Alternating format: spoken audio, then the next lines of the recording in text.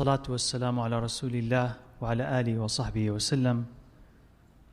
إن الحمد لله نحمده ونستعينه ونستغفره ونعوذ بالله من شرور أنفسنا وسيئات أعمالنا. من يهده الله فلا مضل له ومن يضلل فلا هادي له. وأشهد أن لا إله إلا الله وحده لا شريك له وأن محمدا عبده ورسوله صلى الله عليه وعلى آله وصحبه وسلم.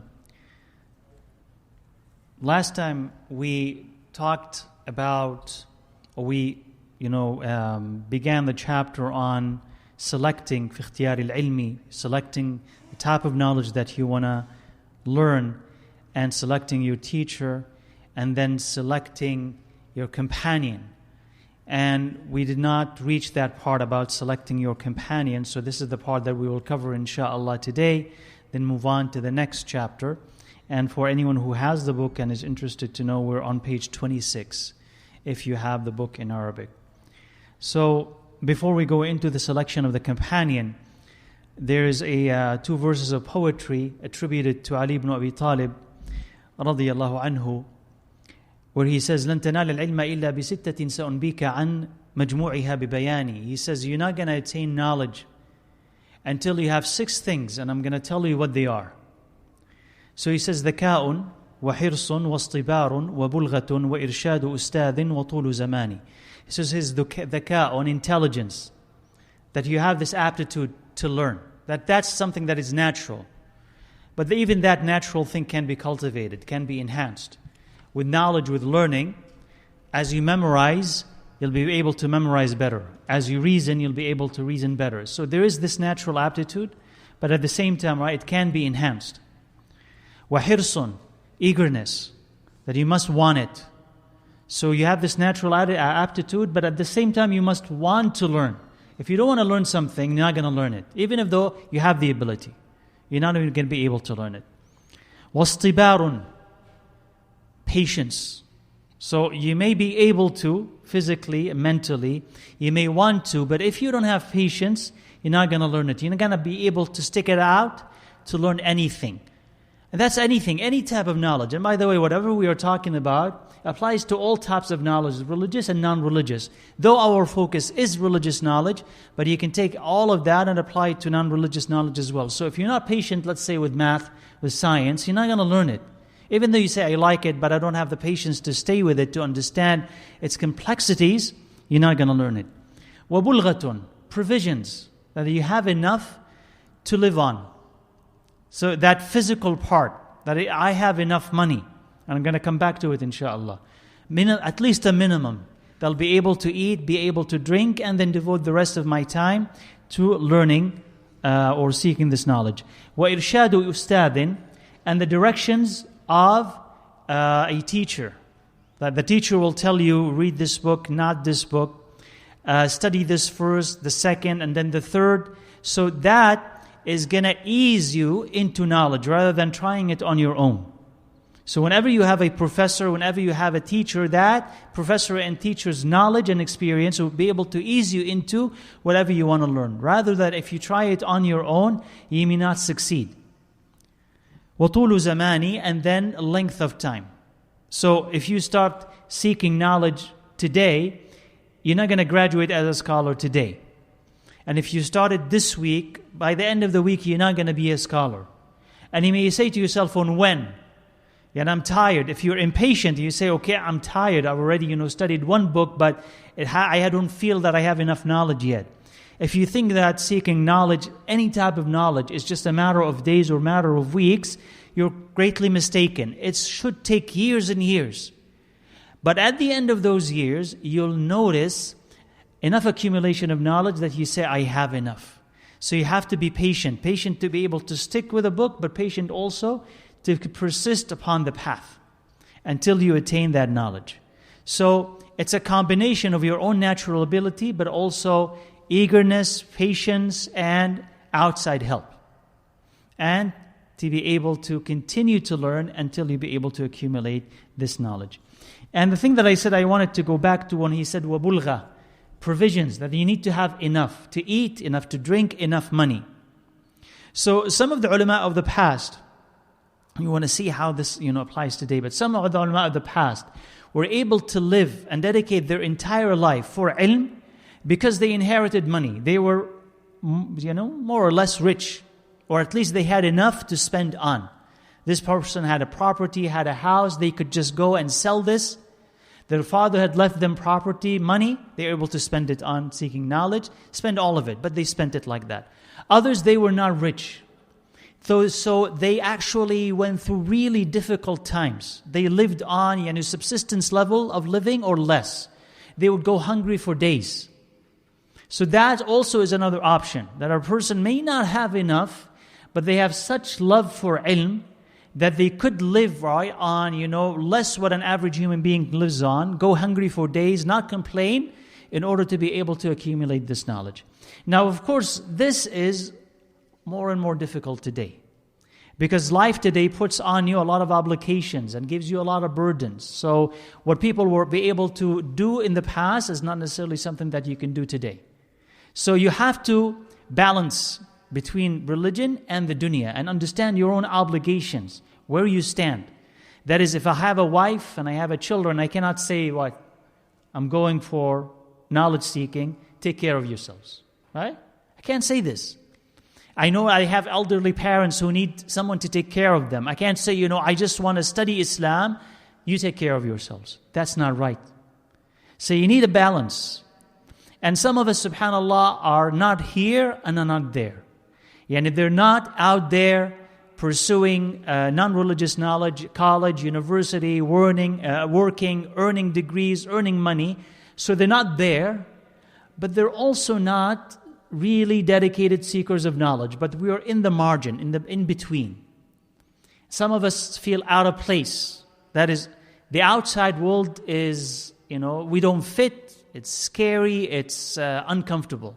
So we don't want to be there. So we retreat into the masjid, the comfort of the masjid. And we say, I just want to do what? I just want to read Quran, I just want to learn, which is good that you want to learn, it's good that you want to read Quran, but you're not really a serious seeker of knowledge. You're not really dedicating your life to it. You don't have a plan. You're just hanging around, wasting your life. So if you're really serious about seeking knowledge, seek it in its proper place, in its proper manner, with the proper teacher, and have a plan that in 3, 4, 5 years I'll be able to do this, and then with that I'll be able to do that. But don't let da'wah or the masjid or the seeking of knowledge become an escape. I don't fit over there, and it's really comfortable, and it is comfortable here, so I just want to be here. And then somebody else is supposed to support me. Okay? So the best policy is that you seek knowledge while also being able to support yourself. Or if you're rich, alhamdulillah, that's a blessing. But if not, you're supporting knowledge, you're seeking knowledge, and you're supporting yourself, or you can live off the very minimum without asking, right? So a balance is required. So that's why he said, وَبُلْغَى, you need that. Otherwise, subhanAllah, very few people can learn and memorize when they're hungry. Okay? You'll be thinking about food, so you need enough to be able to sustain you and fuel you. Then he says, وَأَمَّا اخْتِيَارُ الشَّرِيكِ. Now he moves on to selecting your companion, your friend. وَأَمَّا اخْتِيَارُ الشَّرِيكِ. So you are supposed to select your companion.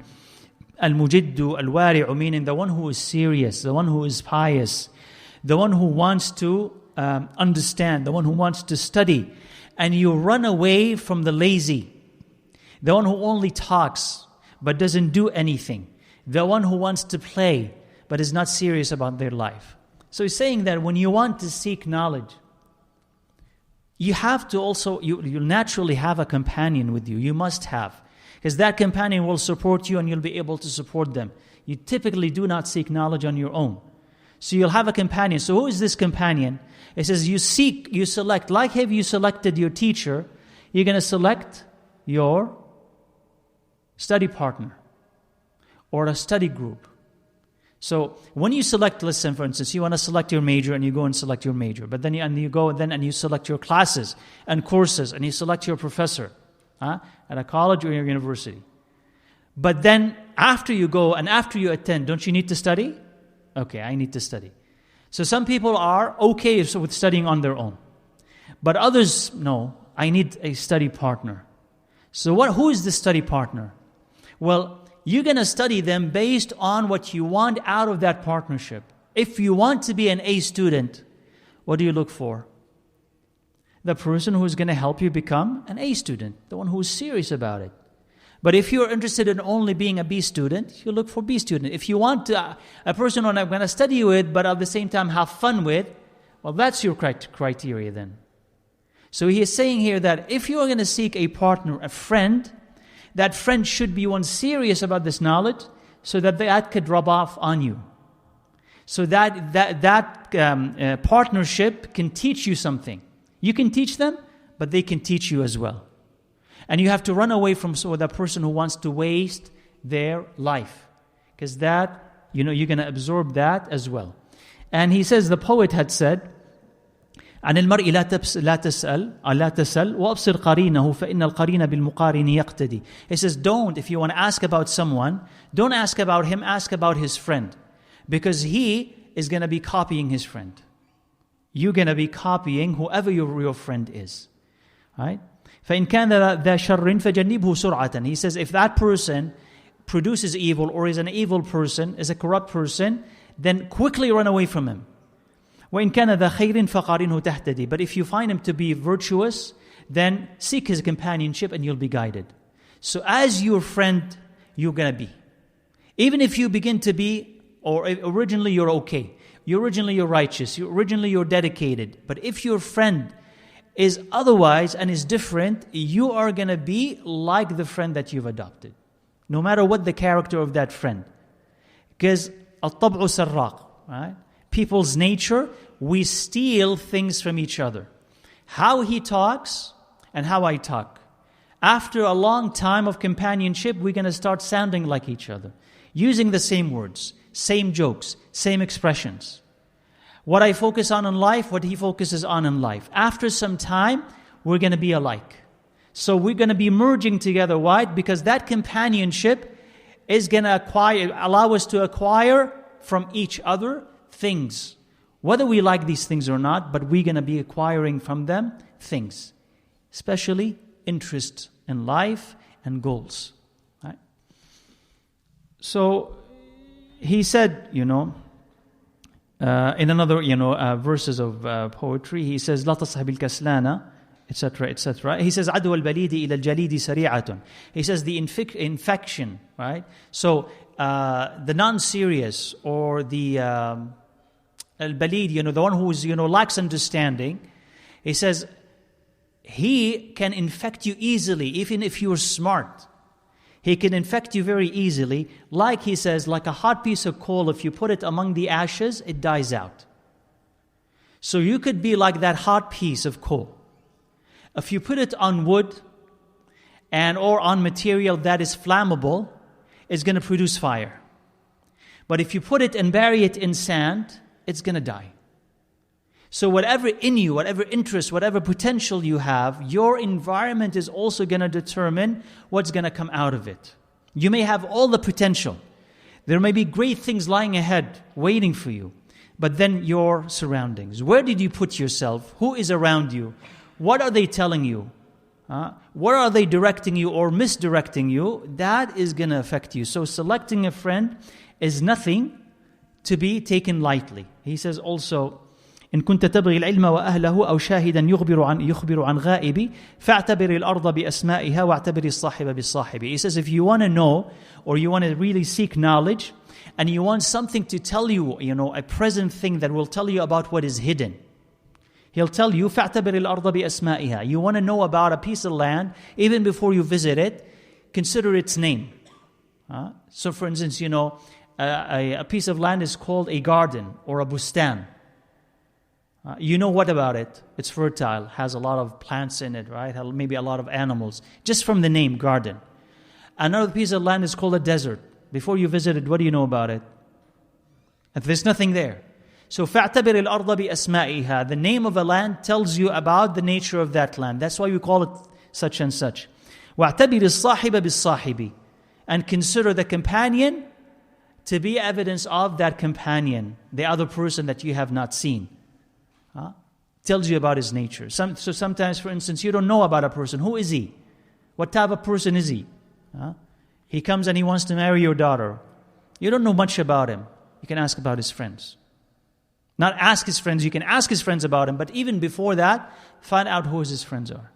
Because if you understand who the friends are, you know who that person is. Right? So, this is why it's important that you select the people that will help you and bring you closer to Allah Azza wa Jal. Before we leave here, there was a question that I was asked, which relates to selecting your teacher, which is that if there is a person whose aqeedah is not proper, can I go and seek knowledge with them? So that person's aqeedah is not proper. Can they teach me Quran? Can I go and ask them to teach me Quran? Meaning Quran, yani the tafsir of the Quran, or the explanation of the hadith. So can I go and seek knowledge with them? So the answer to this is that unless it is a necessity, when there's no one else to teach you and there's no other way for you to learn, no, you shouldn't go and learn from them. Why is that? Because a person may say, well, they're not just teaching me tafsir and hadith, they're not teaching me aqeedah. Right? Well, where does aqeedah come from? Quran and hadith. So if a person is teaching you tafsir and hadith, they are also teaching you what? Aqeedah, right? Right? They're teaching you aqeedah. It's not called, the title is not aqeedah, but they're teaching you aqeedah if they're teaching you tafsir and if they're teaching you hadith. They say, okay, what if they're not teaching me tafsir and they're not teaching me hadith, but they're teaching me tajweed, very technical, and they're teaching me grammar, nahu, which is also very technical. How about that? We'll say, okay, for those things, yes, they are technical. But by the way, even when a person teaches you grammar, through the examples that they'll be using, they can also be teaching you religion and they could also be teaching you aqeedah. But let's suppose that it's very, very technical. Again, the same rule applies. Unless it's a must, you can't find this anywhere else and you have to learn this, do not learn it from that person. Why is that? Why do you think? Because he's your teacher. And after some time, right, he's going to impress you. Especially if that person has knowledge. And you begin to copy them, begin to like them. And you're going to begin to ask them questions about this and about that. So a relationship is going to develop between you two. And then it may start only with grammar, but it's going to eventually graduate into other things. So we say that if you are not ready, if you don't know right from wrong, you don't go and seek that person as a teacher. Learn the basics, get immunized, know what's right and know what's wrong, and then maybe, if you don't find it with anybody else, then maybe you can go and learn it from this person or learn it from that person, but then you know.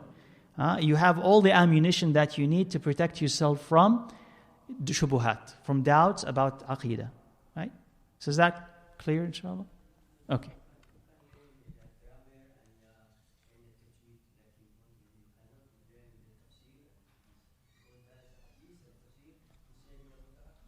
Yeah, it is related, absolutely, right? It is absolutely related. Now, so now we move on to the next chapter, and this is about ta'zimul ilmi wa ahlih. This is venerating and respecting ilm and its people. So knowledge and its people. So he says that talibul ilm, the seeker of knowledge, is not going to attain that knowledge and not find it beneficial until he venerates ilm and venerates the people of knowledge, and venerates his teacher, and he respects him. And he quotes, he says, مَا وَصَلَ مَنْ وَصَلَ إِلَّا بِالْحُرْمَةِ. He says, the person who has reached heights of knowledge only were able to reach it by employing respect, by being respectful of the subject that they're studying and the person who's teaching them. And of course, the book that is the medium of that knowledge. So, the topic itself, they respect it, and they respect the book that is carrying this knowledge, and they respect also the teacher that is teaching them all of this. And he says, Al-hurmatu khayrun min at-ta'ah. He says, respect is better than obedience. He says, don't you see that a human being does not disbelieve by simple disobedience, but he disbelieves if he leaves respect. That is, a person, and what he's saying here is right once it's interpreted. He says, for instance, a person knows that alcohol is haram, but unfortunately he's weak and he drinks it. Is he worse or better than a person who disregards the prohibition of alcohol and says alcohol is halal? Though he doesn't drink it, but he says alcohol is halal but doesn't drink it. This person says alcohol is haram, but he's weak and he drinks it. Who is better? Huh? The person who drinks here is better than the person who does not drink. You agree? Right? So apparently, like what is happening, this person could be even an alcoholic. The other person is sober. He has not, had a sip of alcohol in his entire life. But then the belief that that person has is corrupt and is more corrupt than the practice of that person. Because that person is weak in practice. That person is flawed in his belief. So when it comes to the command of Allah Azza wa Jal, which is very clear in the Quran and in the Sunnah, and there is consensus about it, he disregards all of this. Disregards the authority of the Quran, the authority of the Sunnah, the authority of all the scholars and their consensus, and says, no, it is halal. But he doesn't touch it. The other person respects. So he has respect for the Quran, respects for the Sunnah, respect for the ulama, respects for knowledge. But then when it comes to his own weakness, to his own, desire, he's weak against his own desire. So that's why it's important to respect and honor and venerate the ilm, especially the book of Allah Azza wa Jalla and the Sunnah of His Prophet Sallallahu Alaihi Wasallam. And then he says, there are a couple of verses of poetry here, skip over those.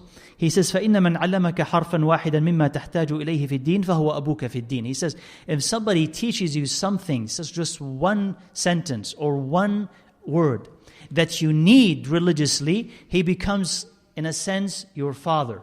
Just like your father, religiously. So you have two types of parents.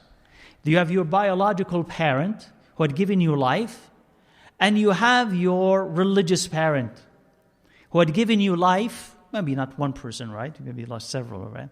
But who had given you life religiously, taught you what you were supposed to do. From early on, maybe when you were 5, 6, or 7, and you went there and he taught you the Arabic alphabet, and then he taught you, how to read the Quran, and you memorized Quran with them, and he taught you fiqh and so on, and you continue, to study with this sheikh and that sheikh. So all these shuyukh that have taught you are to you like a father. And you ought to treat them like a father. They're even, subhanAllah, of course your biological father, there's only one, and you owe him more than you owe anybody else. But you also owe this father, religious father, a lot. Because he has given you religious life. So biological life, you have biological life, and you have religious life. Right? Which one is more important, by the way? Religious life or biological life? Religious life.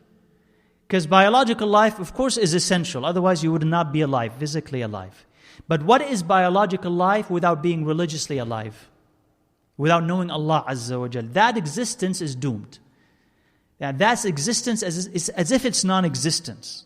In fact, the person, while he's living like that, is earning the wrath of Allah Azza wa Jal, unless he's ignorant. If he's ignorant, no, he's exempt. But if a person willingly rejects Allah Azza wa Jal and that type of religious life, while he's physically alive, he is earning the wrath of Allah Azza wa Jal. So this is worse. It's better off being dead. But if a person has religious life, he has the best. So religious life is the most significant one.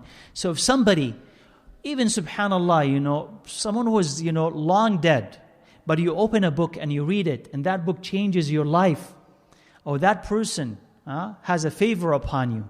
Maybe sometimes more than the favor of your own biological father, because that person brought you out of the dead. Out of the dead, yani spiritually, out of the desert into life. So that is very significant. So this is how a person is supposed to teach or to venerate his teachers. And he quotes somebody here, which is an interesting sort of advice. He says here, if you want your son to be a scholar, honor and respect other scholars, especially, if they are strangers. So scholars, strangers that are out of town, and they come and they have no one to host them, no one to feed them and so on. It says take care of those people and honor them and feed them and host them and so on, because then Allah Azza wa Jal will reward you with your son becoming a scholar, or if not your son, then your grandson becoming a scholar. So that's not a hadith or anything, but this is simply a recommendation from one of the ulama. That is, if you want your son to be a scholar, or if you want to see that in your lineage, be good to the scholars. Right? Be good to the scholars and respect them and honor them. So then Allah Azza wa Jal may actually reward you by having or putting a scholar in your own family. And he says also, وَمِن تَوْقِيرِ الْمُعَلِّمِ, and this is interesting. He says, out of respect for your teacher, you're not supposed to do the following, or you're supposed to do the following. And لَا يَمْشِي أَمَامَهُ, you do not walk in front of him when he's walking. You do not walk in front of him. وَلَا يَجْلِسُ مَكَانَهُ, he does not sit in his place. وَلَا يَبْتَدِئُ بِالْكَلَامِ عِنْدَهُ إِلَّا بِإِذْنِهِ, and he does not start speaking while in his presence until he gives him permission. وَلَا يَسْأَلُ شَيْئًا عِنْدَ مَلَالَتِهِ, and he does not ask him a question when he notices that that person is bored. His teacher is bored. He doesn't want to talk. وَيُرَاعِ الْوَقْتِ, and he observes his time. وَلَا يَدُقُّ الْبَابَ بَلْ يَصْبِرُ حَتَّى يَخْرُجَ الْإِسْتَاذ, and he does not knock on his door, but he is patient until the ustad, the teacher, comes out. So notice here, and some of these actually apply to your own parents. Some of this adab applies to your own parents. So the first thing it says, لا يمشي أمامه, you don't walk ahead of him. So if you're walking with your teacher, you don't walk ahead. A sign of respect is either by his side or back. Right? Either by his side or back. Same thing actually with your father or with your mother. You don't walk ahead. Just because you can walk faster, you walk ahead of them. Sign of respect is that you walk either behind or beside. Okay? وَلَا يَجْلِسُ مَكَانَهُ, same thing for the parents. You don't sit in their place. So if your father and your mother, they have a specific place at home, this is their chair, you don't go and sit there and deny them their place, their favorite place. That's their place. Same thing for the teacher, the ustad. So if he has a place in the halaqah, let's say, right, and he sits in that place, you don't go first, come first and you occupy that place. Now that's his. So you leave it for him. That's also a sign of respect. And of course, if you're visiting someone, that applies as well. If you're a guest in someone's home and they have a particular place where they sit, you don't sit there unless he gives you permission. That's in the hadith. That's in the hadith. You don't sit in his favorite place until your host allows you to sit. وَلَا يَبْتَدِئُ بِالْكَلَامِ عِنْدَهُ إِلَّا بِإِذْنِهِ, and he says he does not begin to speak in his presence until he allows him to. So, because the teacher, right, when he collects these students, he collects them to start speaking.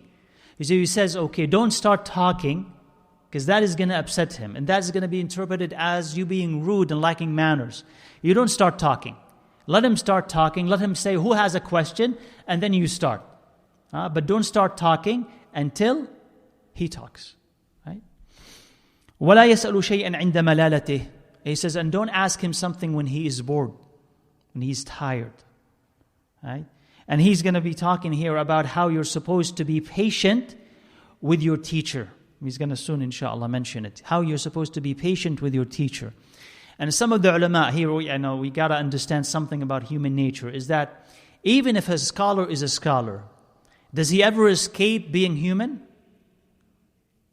No, right? So humans get angry or no?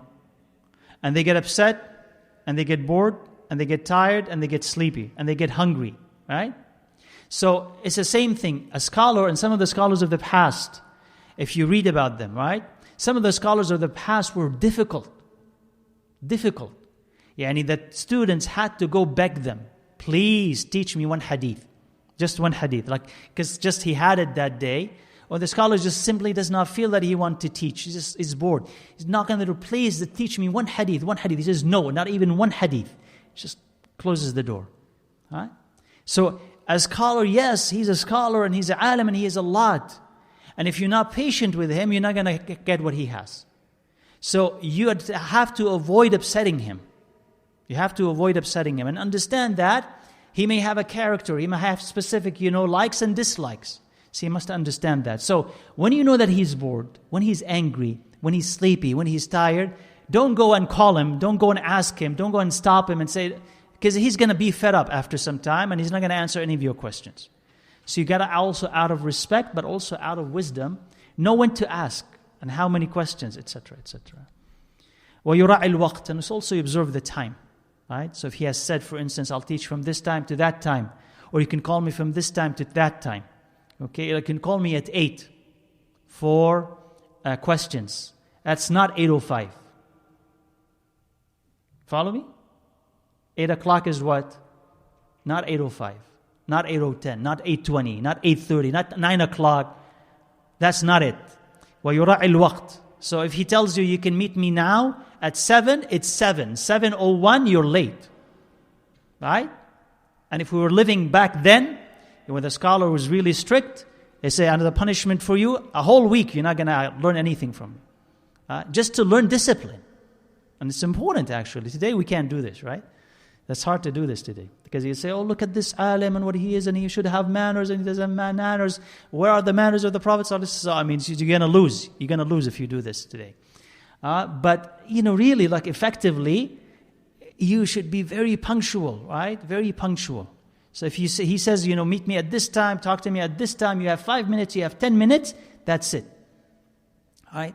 And some of the shuyukh, some of the shuyukh, the grand shuyukh, he'll tell you, okay, you have 5 minutes. Once the 5 minutes are done, you cannot ask him anything. You have one question. Right? You have one question. If you ask him one question, and I have another, he says, no. That's it. I've told you one question only. That's it and done. Right? Because he had other people, right? And he had other things, that he's thinking about. وَلَا يَدُقُّ الْبَابَ بَلْ يَصْبِرُ حَتَّى يَخْرُجَ الْإِسْتَاذ. And he says he doesn't knock on his door, but he's patient until the teacher comes out. And this is what Ibn Abbas radiallahu anhu used to do. From his biography, from what he said about himself when he was very young, he would go and seek the knowledgeable among the Sahaba, the senior Sahaba, like he's a Sahabi himself, but he would go and seek them. And if he goes and he finds that the door is closed and it's time for, they may be sleeping, he sits by the door.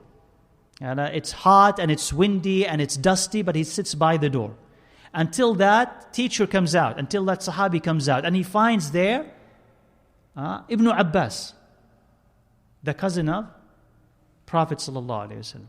So he says, you should have called for me, right? That's what he's saying, the Sahabi. You should have called for me, I would come to you. He says, no, we are commanded to do this. So he sits and he waits for this teacher to come. And then when the teacher is ready and he comes out, then he talked to him. Right? So all that is, part of the adab that one should have with his ustad and cultivate with his ustad. And he says, in summary, that he tries to please him and tries to avoid displeasing him and listens to him and obeys him as long as he does not command him to disobey Allah Azza wa Jal.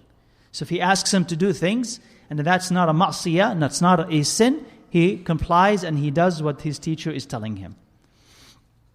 And he says here, he have two pieces of poetry, interesting too. He says, teacher, إِنَّ الْمُعَلِّمَ وَالطَّبِيبَ كِلَاهُمَا. He says the teacher and the doctor, both of them, لا ينصحاني إذا هم لم يكرما. They're not going to give you good advice if you do not respect them and honor them.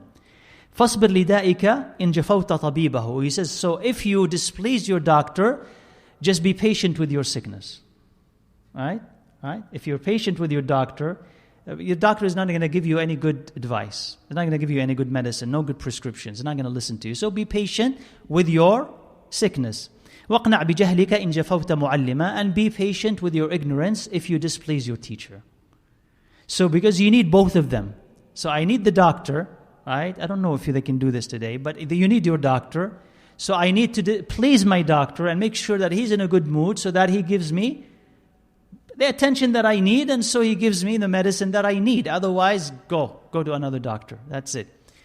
And the teacher is the same thing. You want to extract the best from your teacher, the best from your doctor, you have also to be your best.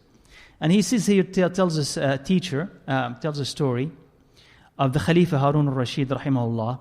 He says when he sent his son to Al-Asma'i. Al-Asma'i is a great scholar of the Arabic language. So he sent his son. So Harun is the Khalifa. And the Khulafa had this habit of sending their children to teachers. It's like your special tutors. And those special tutors were supposed to teach them, but in a sense, in a way, it is also grooming for them to become what?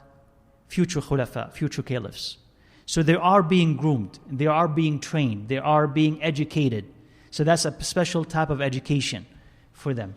So he sent one of his children to Al-Asma'i so that he will teach him literature, adab, poetry, and so on. So one of those days, he says he saw Harun, he saw Al-Asma'i making wudu, and the son of the Khalifa was pouring water, and Al-Asma'i was making wudu with that water. So he said he was, in a sense, he blamed Al-Asma'i. When he talked to him, he went and talked to Al-Asma'i, and he said he blamed him, and he said, I sent him to you so that you will teach him and discipline him and teach him adab, manners. Why didn't you not ask him to pour the water with one hand and wash your foot with the other hand? That is, you don't even need to do anything. That is, though he is the son of the Khalifa, and this is something that is missing today. Missing today what? If someone is rich, their son, their daughter, they don't do any manual labor at all. Right? They don't know the meaning of manual labor. They get spoiled. And sometimes you don't even need to be rich. A person is well into his teens, well into his 20s, and still, who does the laundry? The parents. Who cooks? Parents. Who does the grocery? Parents. And then you say, why are they not independent? Why don't they have a job? Why don't they are not married? It's because they're still what? Babies. All right? They're still babies, big babies, but they're still babies. They don't know how to do any of these things, right? We spoil them. But you don't want to spoil them. From an early age, they have to know what it means to do all of these things. All right? They must. This is how you build character. So later on, you don't have to teach them, this is how you use the washer, this is how you... No, this is already ingrained in them. They know how to do it, organize their time. There's discipline in their life. So here, he said what? He says he is supposed to learn how to respect his teachers. This has to be ingrained in him. So I don't want him to be taught simply pour water and you are making wudu. He has to wudu you in a sense, right? He has to make wudu for you. Especially like feet, washing feet. It may not be so easy to reach your feet, especially if you're older and whatever. He washes your feet. With one hand, he's pouring the water. With the other, he's washing your feet. What does he learn from that? Tawadu', humility. Humility. Why am I doing this to that person? And my father is who? Do you know who my father is? Do you know who my father is? The Khalifa. But he's the one who's telling me you have to do this. So that you don't say, do you know who my father is? So you understand that this person, your teacher, is always going to be your teacher. Is going to always have a favor on you. Is always, going to be someone that you need to respect, no matter how old you get. So that manual labor, that respect, which, subhanAllah, breaks someone's ego, allows you also to be humble and to recognize the value of what you are learning. And he says, وَمِن تَعْظِيمِ الْعِلْمِ. He says, and also a part of venerating knowledge. Now moving to the book. And he says, is to venerate and to respect the book. Our part of venerating knowledge is to venerate and respect the book. فَيَنْبَغِي لِطَالِبِ الْعِلْمِ أَنْ لَا يَأْخُذَ الْكِتَابَ إِلَّا بِطَهَارَةٍ. He says he should only handle a book while in a state of what? Wudu. Now this is of course not a must. But it's recommended, or according to some scholars, an obligation that when you handle the Quran, you should have what? Wudu. Now why do you do this? Because you're handling what book? A book of Allah Azza wa Jal. So part of feeling, and sometimes the feeling is there and it gets translated into action. And sometimes the action produces the feeling. Right? Sometimes the veneration itself produces the feeling. So if a person, suppose for instance, there's a king and he wants people to respect him, what does he do? Bow to me. He may say, bow to me. Why bow? Because the more that you do it, the more that you will have feelings of submission to that king and respect to that king. This is the body teaching the heart. So when you are handling the Quran and you have wudu, you learn to respect what? The Quran. So by extension, right, because these books also contain commentaries on the Quran, not saying it's a necessity, but because they have these explanations of the Quran, the hadith, have Allah's names in it, he says, part of that respect is that when you want to handle a book like that, you do it with tahara.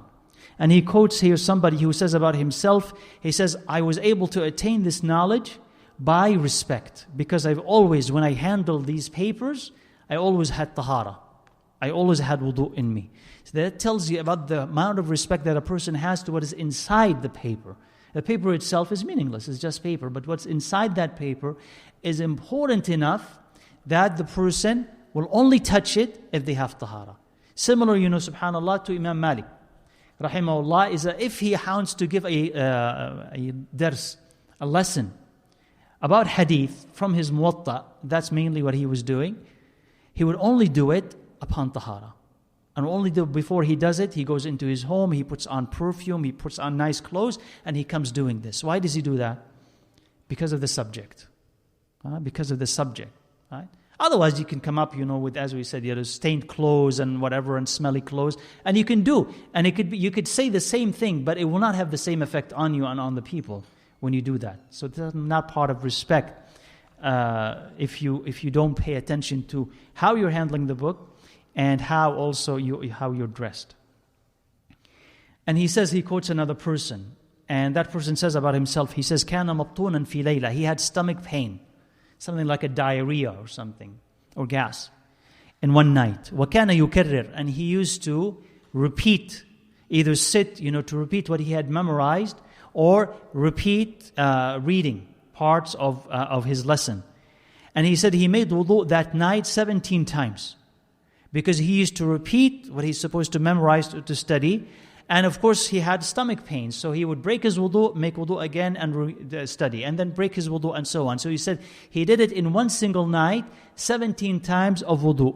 Because he would only repeat it, whatever he had memorized or wants to study, only upon tahara. And he says, because this knowledge is light, and wudu is light. So if you have wudu, the light of knowledge only shines brighter. Right? So if you have wudu, and if you're doing it right, this knowledge only will shine brighter. And he says also, وَمِنَ التَّعْظِيمِ الْوَاجِبُ لِلْعَالِمِ, or for the book. It says also part of that veneration is that if you have a book, you don't extend your feet towards it. Right? You don't extend your feet towards it. And he puts the book of tafsir above all other books out of respect, and does not put anything on top of that book, or the books of knowledge. So if you have a book of knowledge, part of the respect is what? If it is lying on the floor, you don't extend your feet towards it, right? And if you are stacking books, you don't stack anything on top of it. Right? You put it on top. And what's the last thing he said? Oh, and you don't put anything else on top of that book. So there's something, you have a special relationship to the book itself.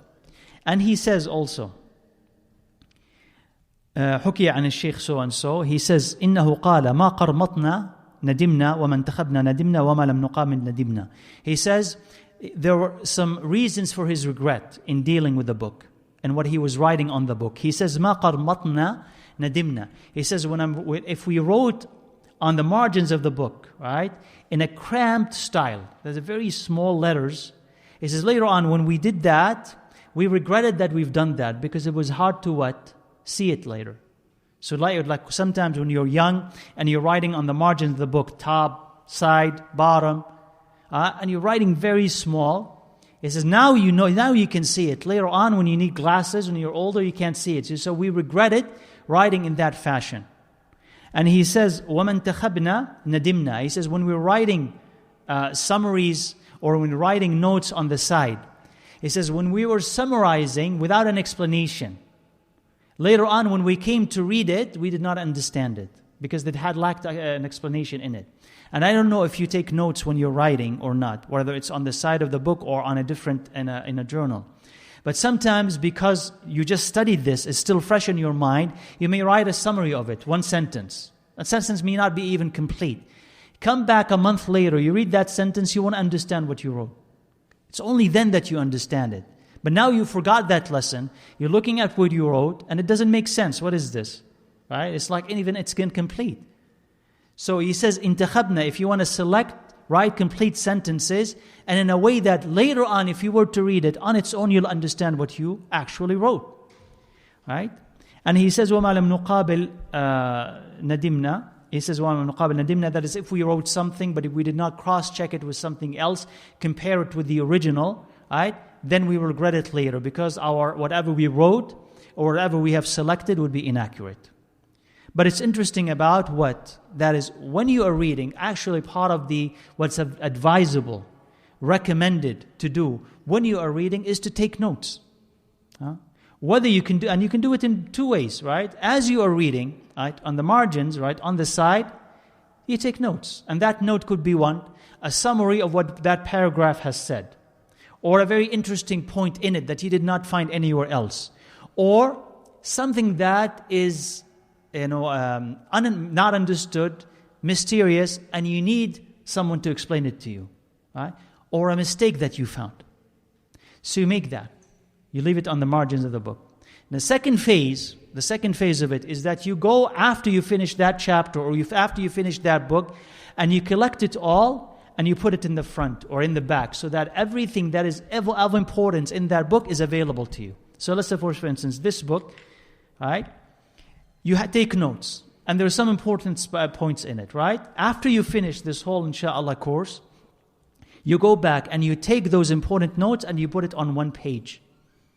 So that later on, when you're going to come back and visit this book, you can just turn to one page and it can tell you about the important points in it. Right? A summary of what you found interesting, or questions that you need to be answered. And then later on, there's a third phase, if you wish to even go further. You take what is here and you put it in one book, in a journal. You collect it all in one journal. So one journal, for instance, for benefits that you found. One journal is for the questions. One journal is for the mistakes. And so on. Later on, if you want to ask a person a question, you have 2-3 pages full of questions. Or if you find benefits, you want to consult those benefits back, you only have to go to one place, and all of their benefits that you found, the lessons that you want, all of them are arranged in one journal. So that, inshallah, facilitates you seeking knowledge, right? But then when you write, make sure that what you're writing will last. Will last in the sense of you can read it later and you'll be able to understand it later. Now, and then he says, and from honoring knowledge is to honor your companions and respect them and honor the lesson and the one that you learn from. And he says, وَالتَّمَلُّقُ مَذْمُومٌ إِلَّا فِي طَلَبِ الْعِلْمِ. التَّمَلُّق here means, to be humble, be nice, be kind, tolerate someone's insults or bad manners. He says that type of tamalluq, he says it's in other areas it's humiliation and it's not needed. But in seeking knowledge, to be tolerant, to be patient with somebody's ill treatment, if he is your teacher, as long as there's no haram in it. But if he is your teacher, he says it's still praiseworthy because you are seeking a lot from him. Now, then he says, that talibul ilmi, the seeker of knowledge, he says he should listen to ilm, to knowledge, and to hikmah with respect.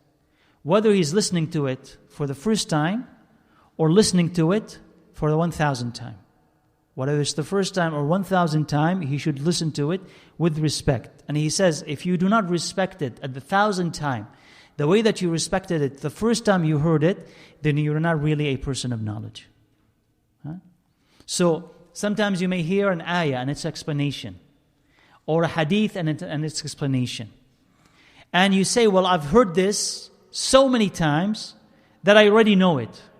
It says, no, even though you already know this, you still, while you are sitting, if you are sitting and if you choose to sit, You need to respect that setting, and you need to respect the knowledge that is being delivered. Even if you say, I what? Know it.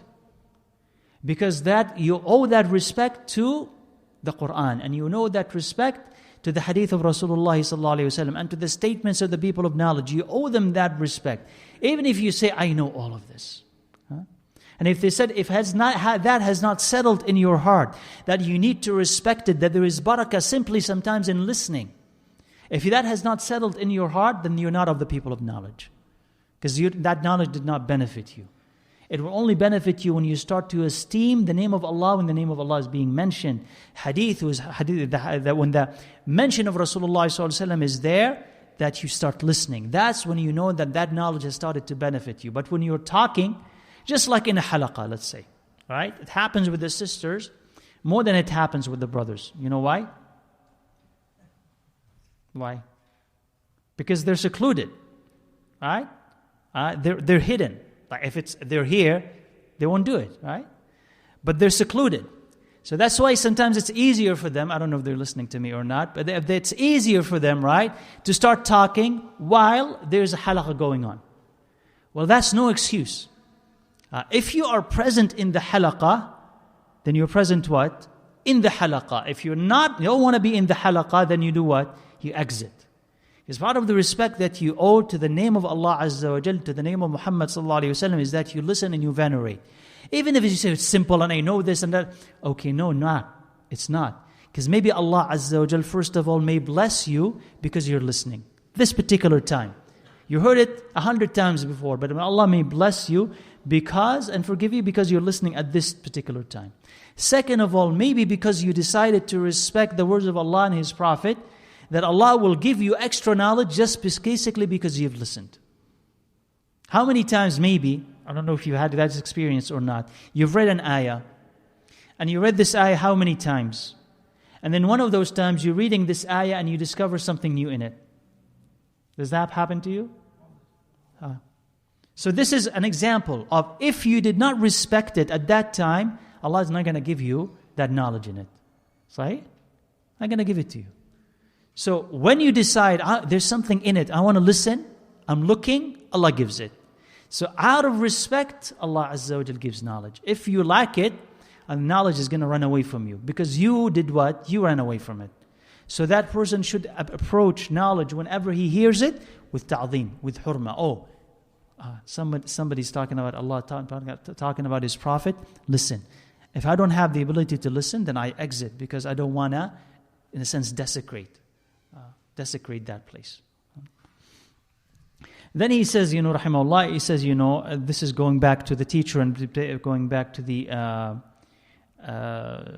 types of knowledge. He says, don't try to select knowledge yourself. بَلْ يُفَوِّضُ أَمْرَهُ إِلَى أُسْتَاذِهِ. Meaning you go to your teacher and you tell him what type of thing I should study, what type of book should I begin with, because your teacher has experience. Teacher has tried this book and this book and that book and that book, so he can actually direct you to what is going to save you time. Rather than you going through one thing and the other and going through obstacles unnecessary, he's going to save you time. يَخْتَصِرُ الطَّرِيقِ, right? Make the road easy for you, the path easier for you, and he'll tell you what to do. So he says, try to refer that back to your teacher. And he says also, وَيَنْبَغِي لِطَالِبِ الْعِلْمِ أَنْ يَحْتَرِزَ عَنِ الْأَخْلَاقِ الذَّمِيمَةِ. That seeker of knowledge should also avoid bad manners. Because he says, because they are metaphorical dogs. Metaphorical dogs. And the Prophet ﷺ says that the angels do not enter a house where there is a dog or a picture. Right? So he's saying, indeed, you are learning through an angel. Right? You're learning through an angel. Right? Because you always have an angel beside you. As there is a shaitan beside you, there's also an angel. There's always beside you. So he says, you're learning through an angel. And if you have bad character, this bad character is like these metaphorical dogs that will not allow the angel to teach you. Especially arrogance and pride. So if you're a proud person, how can you tolerate your teacher? How can you learn from them? You better be humble. But in general, right? In general, bad manners are an obstacle.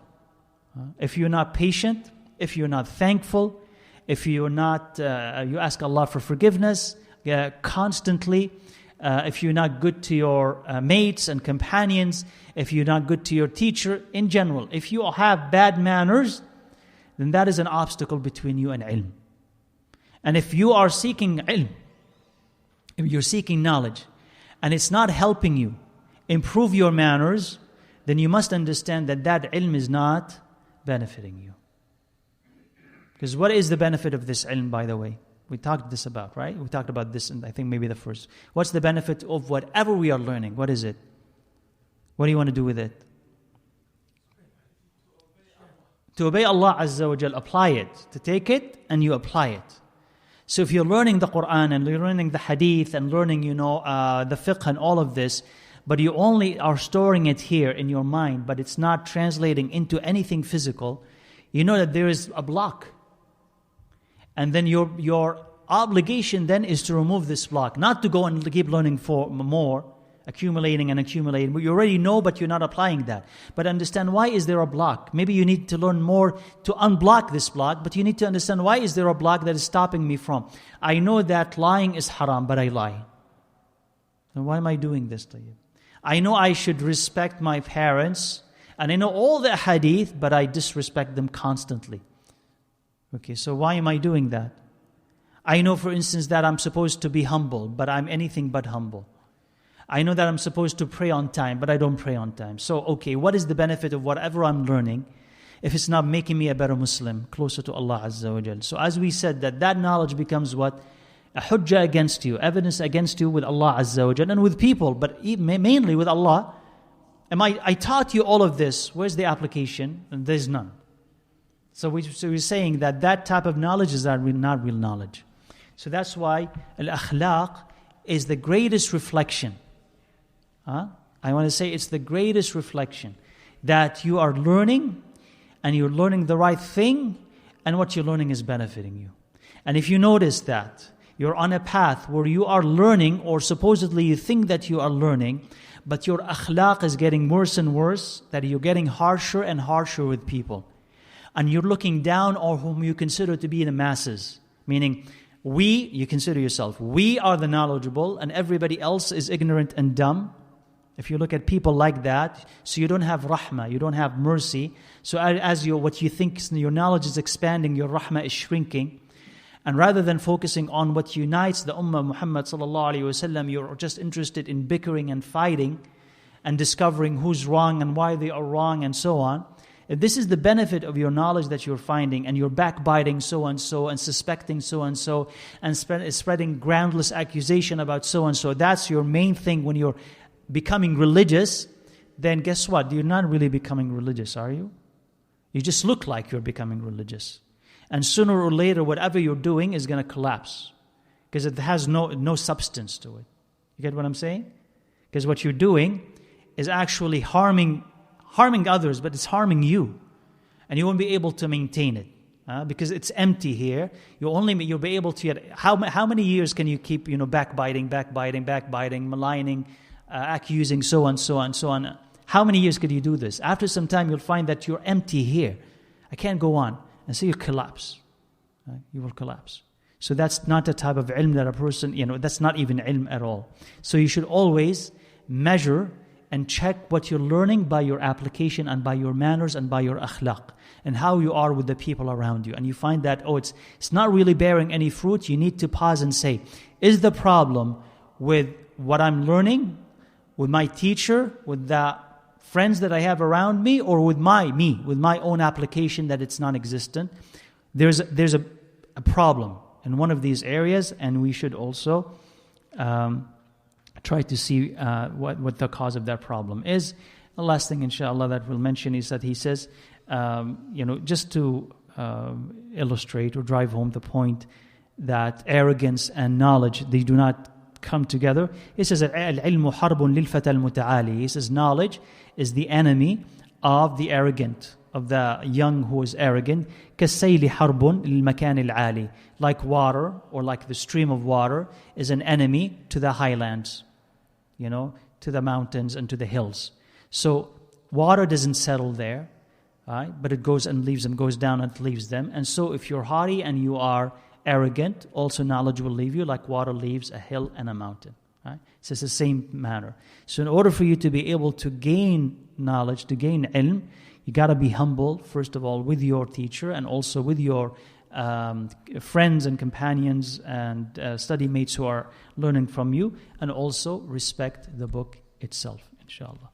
I think, let me see, I don't want to take us all the way to Isha.